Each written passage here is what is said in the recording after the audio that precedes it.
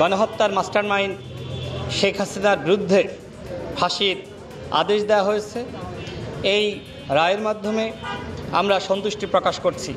শেখ হাসিনা জুলাই গণঅভ্যুত্থানে যেভাবে নির্বিচারে মানুষ হত্যার নির্দেশনা দেয়, এই হাসিনার কোনো ক্ষমা জনগণ করবে না। আজকে সকাল থেকে আমরা দেখলাম যে ছাত্র জনতা রাজপথে, এবং তারা স্লোগান দিয়েছে ফাঁসি ফাঁসি ফাঁসি চাই, খুনি হাসিনার ফাঁসি চাই। আজকে রায় দেওয়া হয়েছে।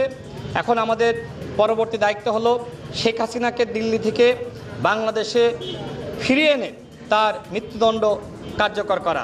আইন উপদেষ্টার পক্ষ থেকে বলা হয়েছে যে তারা ভারত সরকারকে আবারও চিঠি দিবে। আমরা মনে করি দ্রুত সময়ের মধ্যে যদি সম্ভবপর হয়, এই সরকারের আমলেই শেখ হাসিনাকে বাংলাদেশে ফিরিয়ে আনতে হবে এবং তাকে ফাঁসিতে ঝুলিয়ে উপযুক্ত শাস্তি নিশ্চিত করতে হবে।